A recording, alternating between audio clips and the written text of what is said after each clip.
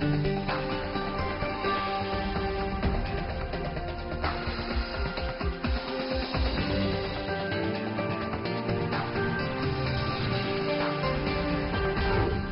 today's World Insight, Trump has just 6 weeks left in the White House. Will he sabotage China-U.S. ties before Biden takes office? We're going to get this economy moving again. And as the devastating COVID-19 crisis surges again worldwide, how do artists share their craft? One of the world's greatest ballerinas tells all. So for us, it's just like a shock.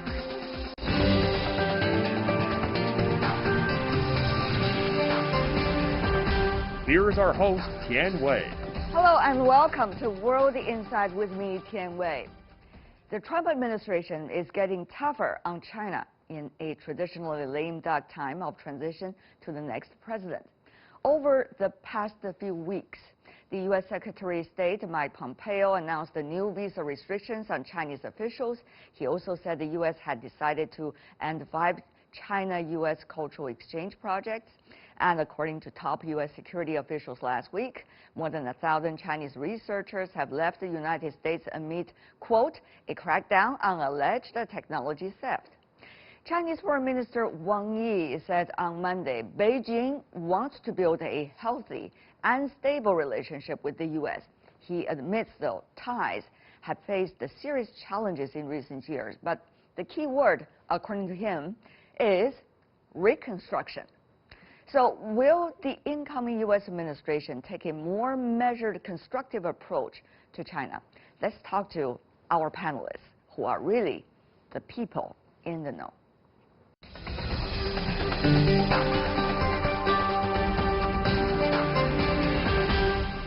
For China-U.S. ties, we are joined in Washington, D.C., Michael O'Hanlon, Director of the Research for Foreign Policy at the Brookings Institution, and in New York, Daniel Russell, Vice President of the International Security and Diplomacy at the Asia Society Policy Institute. Last but not least, in Beijing, Huang Jing, Dean of the Institute of International and Regional Studies with Beijing Language and Culture University. Gentlemen, welcome to the program. Thank you so much for joining us. There's one question that's on our mind. From now until January the 20th, are we going to see something unpleasantly unexpected to happen? That's a concern and worry in many of our minds. Mr. Russell, should we be worried? There's a real possibility that you'll see more actions by the departing Trump administration that make many Chinese unhappy. There's 6 weeks left before Trump leaves office. And since the election, we've already seen a series of actions by the administration that affect China. And there may be people in the Trump camp that want to sabotage U.S.-China relations or sabotage the Biden administration. And some of the people think that these are just absolutely the right things to do. The real question, Tian Wei, I think, is how will China react? That's what's going to matter. Because it's going to affect the environment that will greet Joe Biden when he takes office on January 20th. It really depends, isn't it, Mr. Huang, about what should China react and to what extent that China will react to the degree of the events. Now, Professor Huang, tell me more about how you would respond to Mr. Russell.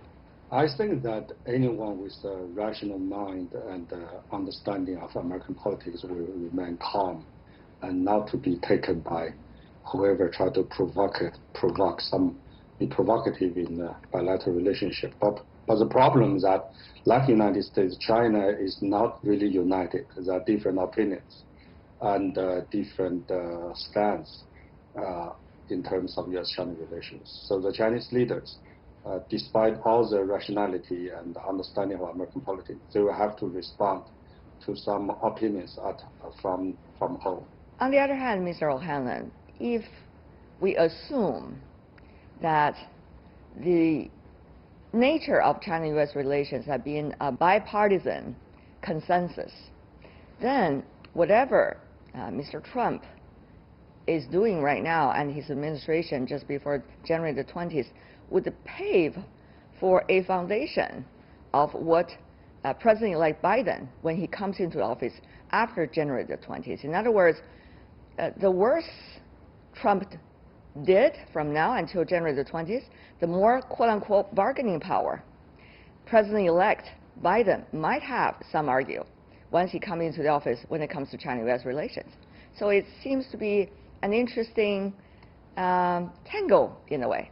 First of all, I don't think that President Trump's going to try to do President-elect Biden any favors to strengthen his bargaining position. So I would not worry too much about that possibility. But maybe not on purpose, but in reality. Well, you're right. But in broader perspective, and Danny Russell knows this history, and Wang Jing knows this history even better than I do, in broad perspective, we have not always had a bipartisan consensus in the United States on China policy. I think we've had it for a long time, probably for 40 years, from Kissinger and Nixon all the way through maybe latter Bush, early Obama. But for the last 5 to 10 years, it's been dissolving. And now we are searching for a new consensus. And frankly, if one party could figure out a way to use the China issue against the other, I'm not sure that's out of the question. So I don't want to be too reassuring on that point.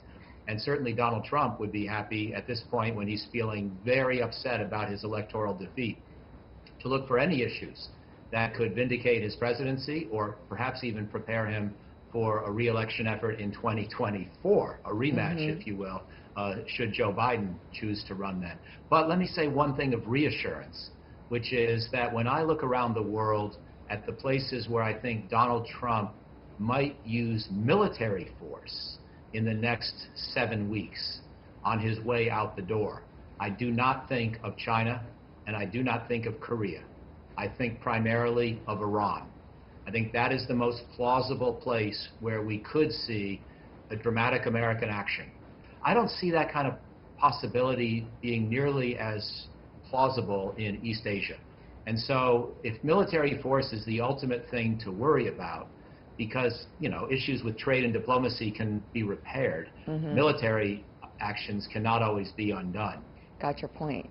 Professor Huang, though, to the experts of China-U.S. relations, there are quite a number of vulnerable issues that could be manipulated from now until January the 20th. I'm not talking about later. Later is another topic. But just during this period of time, Professor Huang, for example, the issue of Taiwan, the sovereignty issue, South China Sea, and several others that could lead to certain kinds of confrontation, even militarily, even by proxy. So, Professor Huang, how concerned are you? Actually, I'm not really concerned in terms of Taiwan or South China Sea. First and foremost, despite all those chaotic situations on both sides, there are working groups on crisis management mechanisms, thanks to the former Secretary Esper and his China counterpart. I think at least 3 such dialogues are going on, which are very effective. First. And second, especially on Taiwan issue, both sides know where the red line is. We try to manage. And last but not the least, even though President Donald Trump wants to do something, I think the establishment and the so-called deep state know how to act on Taiwan issue. The same South China Sea a little bit worrisome, because both sides are not very clear. Neither side is clear the other side's red line, and the South China Sea will be a little more complicated. But having said that, I do not see any, possibility of some conflict in both areas. I think there will be tensions, of course, but some, actions taken. I do not see that kind of possibility is very large. Mr. Russell. Well, I agree with Michael that the Asia-Pacific theater isn't the place where Donald Trump is most likely to take reckless military action. I'm a little less sanguine, perhaps, than Huang Jing about the crisis prevention mechanisms, which have atrophied over the last 4 years when it comes to our military-to-military relations. But both countries have, immensely professional militaries, and they will continue to take steps to ensure that an incident doesn't escalate. But problems don't happen always on purpose. They are often the unintended consequence That's of right. just a collision or an accident that escalates, and the political environment around them can often make it difficult for leaders to prevent it from growing into a full-blown confrontation. But what I would say is, let's not focus just on the defensive side. There's an important party to this question, which is China. And I think that the critical question is, what can China do now over the next 6 weeks and in the early stages of the Biden administration to help stabilize the relationship?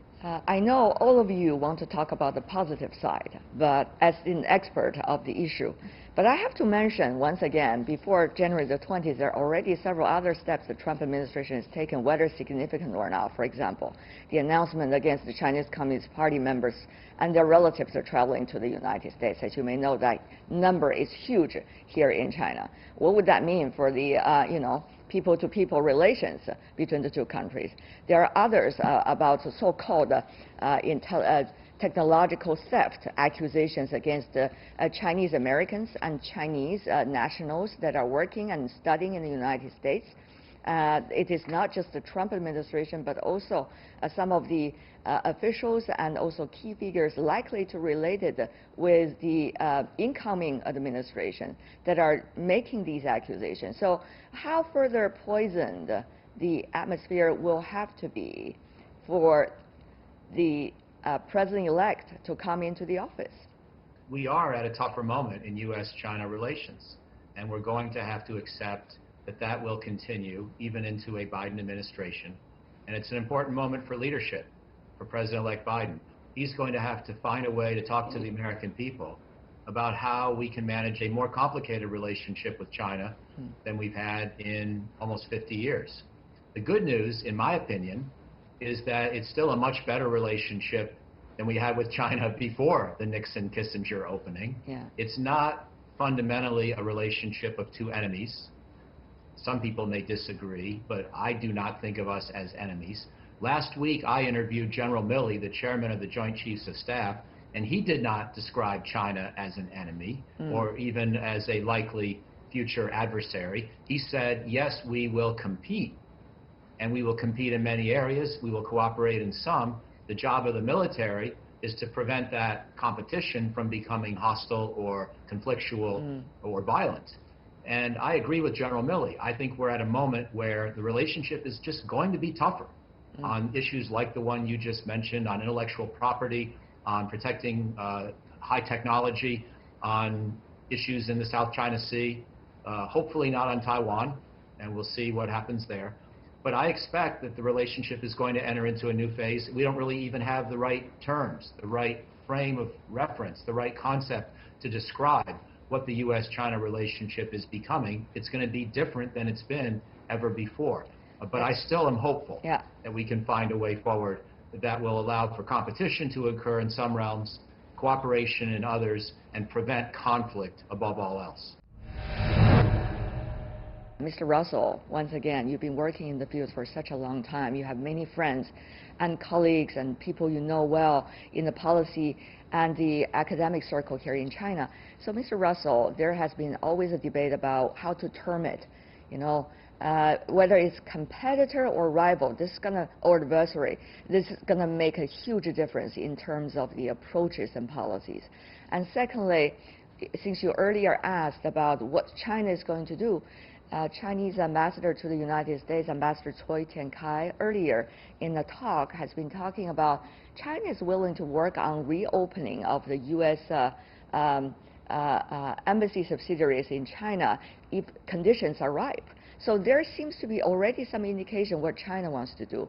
But we are not hearing much as to what the new administration after January 20th wants to do in terms of constructive building or at least in that direction, Mr. Russell. Well, look, I've traveled to China with President-elect Biden when he was vice president, and traveled with him when he hosted then Vice President Xi Jinping in Los Angeles and Washington, D.C. And I've seen him engage. I know that he very much respects China as a nation, China, the people of China. He also believes in diplomacy and listening to the other side, respecting the views and the interests of the other side. So, you know, I'm not pessimistic about the prospects for serious engagement, serious dialogue. But at the same time, Joe Biden's a passionate believer in respecting rules and norms, universal values, rights, freedoms. He's somebody who has immense confidence in America and in the ability of democratic societies to innovate and to grow. He's a realist. He's a pragmatist. So I think what's important is for the Chinese side to focus on what is it that we're trying to do. Unquestionably, there are elements of fierce competition in the bilateral relationship between the United States and China. But are we competing in the way that sports teams compete? Or are we competing in the way that criminal gangs compete? Is it constructive and bringing out the best in both sides? Or is it the kind of rivalry that brings out the worst in both of us? To me, this is a chance for the Chinese side to build on Ambassador Cui Tiankai's point, not just to untie some of the knots that have been tied in the last 4 years, not just to fix some of the problems and the setbacks, but to really set some targets of what kind of relationship do we want to have. I'm going to come back to you, Mr. Russell, on some of the questions you beautifully raised earlier about what kind of nature of relationship does the U.S. want to have with China? For example, is it about sports teams or is it about, again, a relationship? I'll come back to you about that, but for now, let me come back to Professor Huang on that question posed by Mr. Russell. Mr. Huang, from people you've been talking to and the debates you have with many, how do you see the question's answer should be? I think that, of course, both sides expect the other side to make the first move to show a kind of willingness and the desire to improve. And what counts as first move is also interesting. Yeah, I think that's a very positive thing. That is, at least no one wish the other side go to the other ground. But China is facing reality, just we say that the Trump administration keep doing some things that really set up the hurdles in the bilateral relationship. But if you talk about China's initiative, if we read the statement of the fifth plenum, which just been held last month, carefully you can see China actually has sent out some very positive signals to the other side. For example, China said the Chinese government is trying to promote peaceful development in the cross-strait relations and the unification of motherland. The first come first, a peaceful development. To me, if I read it, I would say that China will not take any provocative actions on the Taiwan issue. And China also said that it will further, open the door, further the policy of openness and reform, deepen reforms, and will not close, but will be further open to the outside world, especially the United States. That's also a positive sign. And China said we try to, let the market force to determine the distribution of resources in the economic development, and will, encourage entrepreneurship. That's also written in the so-called parties document in the fifth plenum. I think that's all positive signs. But now I think right now the situation is this: both sides have to try to stop this free fall of the bilateral relationship. And for the Chinese leadership, I think it's important that the Biden administration may not be able to do too much in the bilateral relationship, given the very tough challenges the Biden administration is going to meet at home, on the one hand, and also on the kind of environment of so-called China-U.S. strategic competition, which has been a norm, you like it or not. And the last but not the least, of course, I think the first priority, the topmost priority of Biden administration is to make sure that the Democrats will not lose, or Democrats will prevail in the 2022 midterm election, because if Democrats does not do very well in that, that means Biden will be very much likely to face a very strong, formidable challenge in 2024. So all of that says that if China do not provoke, be a little patient, and like Danny Russell said, show some really good gestures, and gave Biden administration enough time, be patient, then I hope the situation will be improved.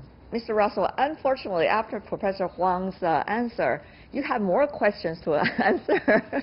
First of all, whether the Biden administration, particularly President-elect Biden's hands, are being tied in terms of whatever his strategic goal might be toward China, particularly changing the status quo right now, or at least the current atmosphere. Secondly, what kind of nature of the relation China-U.S.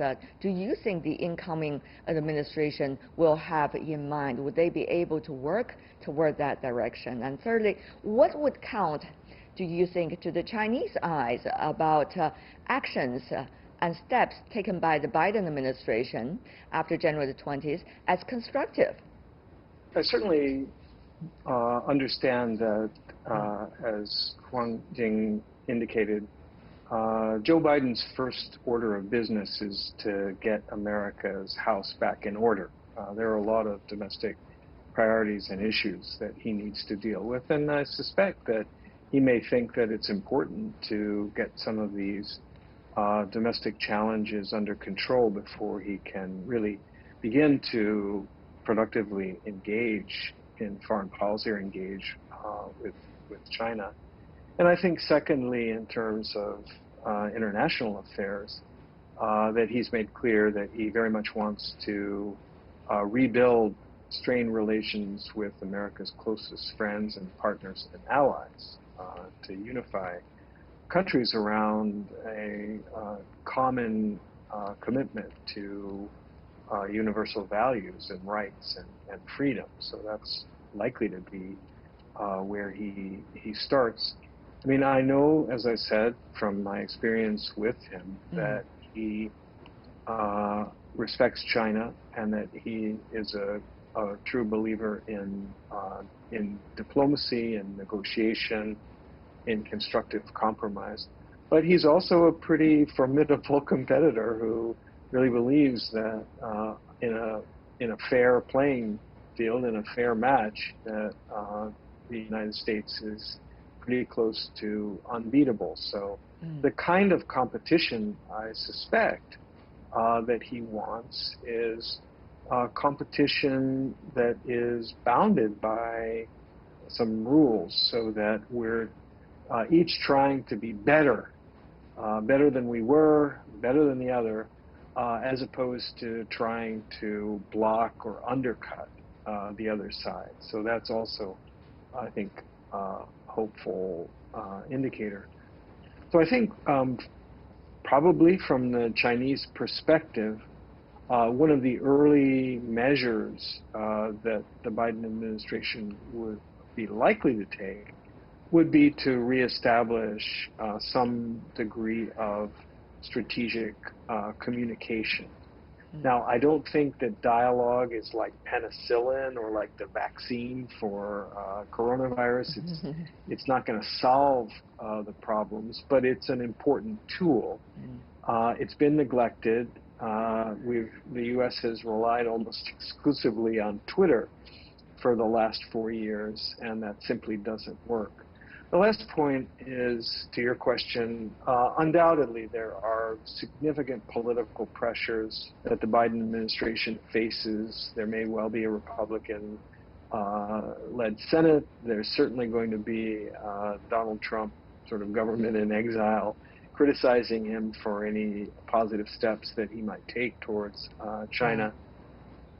That's a reality, but Joe Biden has spent the last 4+ decades in politics. And secondly, he fought hard to win the presidency. he knows what's important. He's a man of principle. He's got a lot of courage. I think he is pretty well suited to be able to navigate the political traps and the political winds, and accomplish what he thinks is necessary and important in the relationship with China.